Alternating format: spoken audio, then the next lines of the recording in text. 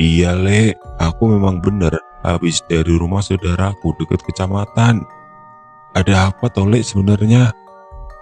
Mas Mario bertanya balik. Mas Mario agaknya benar-benar tidak tahu apa yang terjadi. Dia memanggil Destu dengan panggilan Le, karena beliau lebih muda dari bapaknya. Sesaat kami yang berada di situ saling pandang. Hanya Mbah Man yang sepertinya sejak tadi tampak tenang saja. Tenang mas, tadi aku sama teman-teman cari kutil di kebun itu. Terus kami ditampakin pocongan. Kami lari ke pos dan kembali ke kebun itu sama Desu, Lady, Leklar. Malah Mbah Man juga ikut. Tapi di belokan itu, kami ketemu kamu lagi cari gangsir. Kata Joko tiba-tiba angkat bicara. Mukanya tegang. Sebelum semua bertambah bingung, Mbah Man yang dari tadi duduk di dekat perapian akhirnya menengahi. Sudah, tidak usah pada ribut. Aku percaya dengan yang dibilang Mario itu. Ayo, kita lanjut mumpung dusun saja. Kata beliau santai, seperti tidak terjadi apa-apa. Loh Mbah, kan tadi juga jenengan yang bilang percaya saja dengan Mario yang kita temui di pinggir jalan itu. Makanya kita terus balik ke pos. Pripun toh Mbah? Kata Leklar protes. Dalam kondisi serba membingungkan seperti semacam itu, rasanya wajar jika Leklar masih sedikit ngeyel. Lar, aku ora lali. Tapi wis, saiki ikuti saja apa saranku. Besok masih ada waktu untuk cerita. Jangan sekarang. Mario, kamu ikut hubung saja. Sekalian antar anak-anak ini pulang. Kata Mbah Man. Kalimat beliau ini kesannya seperti kakek yang sedang menenangkan cucu-cucunya yang sedang gelisah.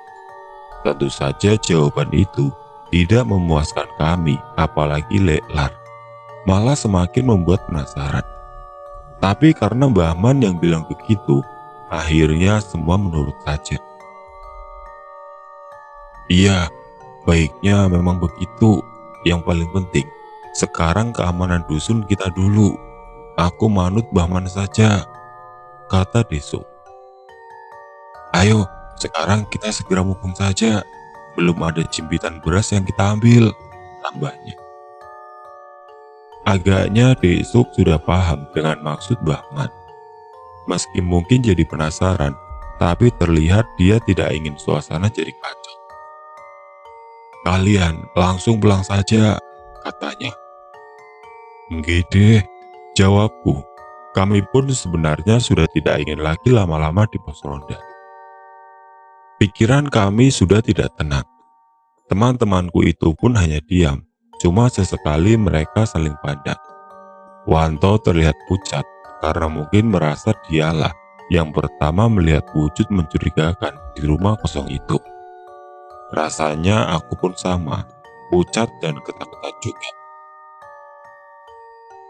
Semua pun sepakat dengan Mbah Man. Kami berangkat berkeliling, memukul kentongan yang seperti jadi hambar iramanya. Antara dipukul sembarangan dan tidak bertenaga, atau sesungguhnya memang sengaja biar tidak gaduh. Kaki juga rasanya segan hendak berjalan, seperti menolak karena ada sesuatu yang buruk menanti di depan. Irama kentongan pun mengalun pelan, seiring langkah kami menyusuri jalan di dusun menuju ke selatan. Tidak ada percakapan di antara kami. Bapak-bapak itu seperti memikirkan sesuatu yang serius dan menghindari obrolan. Namun, tidak berapa lama, Leklar menyeletuk. Tumben sepi banget ya malam ini. Suara jangkrik saja tidak kedengeran. Memang benar kata Leklar. Baru aku sadar, memang hampir-hampir senyap malam itu. Suara jangkrik atau kadang kinjeng yang biasanya ramai sama sekali tidak terdengar. Justru burung malam yang aku lupa namanya beberapa kali saut menyaut. Bahkan sejak terdengar beberapa kali sejak sore tadi. Suara burung di malam hari sepertinya lazim diyakini sebagai pertanda sesuatu yang buruk bakal terjadi. Paling tidak, ada hal yang harus diwaspadai. Namun suara burung yang terdengar itu tidak terlalu kupedulikan. Walau sebenarnya merinding juga jika kebetulan mendengarnya di malam hari. Kalau sedang berjalan sendiri, sudah pasti aku segera kabur. Tapi sekarang ini, ada hal lain yang jelas-jelas lebih menakutkan. Aku tidak menyahut perkataan Leklar soal sepinya suasana malam itu. Aku sudah kehilangan keinginan untuk membahas sesuatu. Yang ada di kepalaku hanyalah bagaimana caranya biar cepat sampai rumah. Sayang rumah bapakku masih agak jauh. Hampir sampai di batas dusun sisi selatan. Rumah bapakku itu lokasinya sebenarnya tidak kalah seram dari rumah Leklar. Tepat di belakang rumah ada kuburan tua dengan pohon beringin besar di tengahnya. Di samping lahan kuburan itu, rumpun bambu menjulang. Ada pagar yang membatasi halaman belakang rumah kami dengan kuburan. Di sisi selatan kuburan, pagar sudah tidak ada, langsung bertemu sungai. Dulu saat banjir, beberapa makam malah sempat hanyut karena tanah kuburan ambrol ke sungai. Kejadian itu sempat membuat warga heboh. Meski sekilas seram, tapi aku merasa nyaman-nyaman saja di rumah itu. Toh aku pun hampir tidak pernah diganggu hal-hal aneh. Walau rupanya itu semua karena aku tidak peka. Setelah bertahun-tahun, barulah aku tahu dari adikku bahwa ada makhluk lain beberapa kali berkeliaran di rumah kami. Adikku yang dulu waktu kecil penakut dan selalu minta ditemani kalau ingin ke kamar mandi, ternyata menyimpan banyak cerita yang baru dia ceritakan padaku setelah kami masing-masing merantau ke kota lain. Akhirnya kami sampai di tikungan paling selatan desa. Rumahku sudah terlihat. Wanto malah sudah dari tadi pulang karena rumahnya hanya berjarak 5 rumah dari pos ronda. Berikutnya giliranku, Yanto dan Joko yang pulang di antar bapak-bapak peronda. Maklum rumah kami berdekatan. Pras jadi yang terakhir, karena rumahnya di ujung tenggara dusun, berbatasan dengan areal tegalan dan sungai. Justru anak inilah yang paling sering menemui hal-hal aneh ketimbang aku dan kawan lainnya. Dari ceritanya, ada saja kehapesan bertemu lelebut.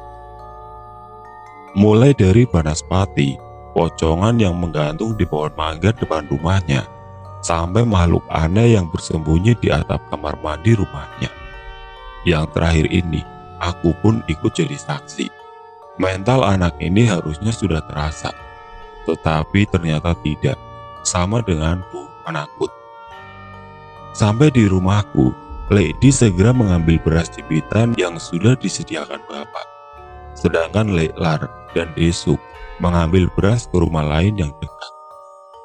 Aku meminta Bahman dan Lady menungguiku sebentar untuk bersih-bersih di padasan atau gentong air depan rumah. Sebelum aku masuk rumah, Bahman berpesan, "Langsung tidur ya, Le." "Enggak, Bah," jawabku. Kulihat Bahman tersenyum, seperti ingin menenangkanku untuk tidak khawatir. "Ya sudah sana, jangan bangunkan bapakmu," kata Lady. Aku pun mengangguk dan segera masuk rumah. Sampai di rumah, aku lihat bapak tidur di ruang tengah. Beliau memang sering tidur di situ, menggelar tikar. Lebih adem katanya dibanding di kamar. Aku sendiri awalnya berniat untuk tidur di kamarku, tapi rasanya hal itu tidak mungkin kulakukan, mengingat peristiwa yang baru kualami. Akhirnya aku ambil bantal dan selimut, lalu tidur di samping bapak. Adapun ibu dan adikku tidur di kamar belakang. Ibuku biasanya paling sensitif pendengarannya. Suara lirih saja bisa terbangun. Tapi kali ini agaknya beliau tidur nyenyak. Mungkin kecapean bekerja seharian. Sejujurnya aku tidak benar-benar bisa tidur malam itu. Sosok samar di rumah kosong, Mas Mario yang mencari gangsir, seperti menyesaki pikiranku. Jadilah aku tidur semakin mendekat Bapak. Kalau beliau bangun, pastilah akan menyindirku. Kenapa tidak tidur di kamar? Takut. Kalimat itu pernah dia lontarkan padaku saat mengetahui aku yang tadinya di kamar pindah tidur di samping beliau. Gara-gara buku yang kubaca seharian, kalau tidak salah judulnya Dialog dengan Jin. Bapak yang menemukan buku itu di dekatku hanya senyum-senyum saja. Baru membayangkan kejadian memalukan itu, tiba-tiba aku dikagetkan dengan suara pintu diketuk. Pintu ruang tengah, tempat aku dan Bapak tidur. Pelan, tapi bisa membangunkan orang. "Lek, Lekno, Lek." Suara lamat-lamat memanggil nama bapakku. Aku terkesiap berdebar-debar. Bapakku yang terbangun menyahut, "Siapa itu?" "Mario, Lek," jawab suara di luar. Mendengar jawaban itu, sontak aku jadi ketakutan. Baru saja tadi lepas dari cerita membingungkan soal Mas Mario, kini orangnya malah datang ke rumah. Jangan-jangan bapakku langsung melangkah ke pintu. Aku sebenarnya ingin melarang bapak membuka pintu. Tidak terbayang kalau yang datang itu bukan Mas Mario yang tadi di pos ronda, melainkan Mas Mario yang mencari gangsir di dekat kebun. Tapi kuurungkan niatku, toh ada bapak dan di rumah sendiri. "Tunggu Mar," kata bapak.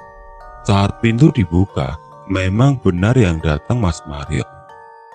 "Ada apa Mar, malam begini? Seperti ada yang penting?" tanya bapak. "Iya Lek, maaf membangunkan. Aku disuruh Mbah Man mengantarkan ini," katanya sambil menyerahkan bungkusan plastik.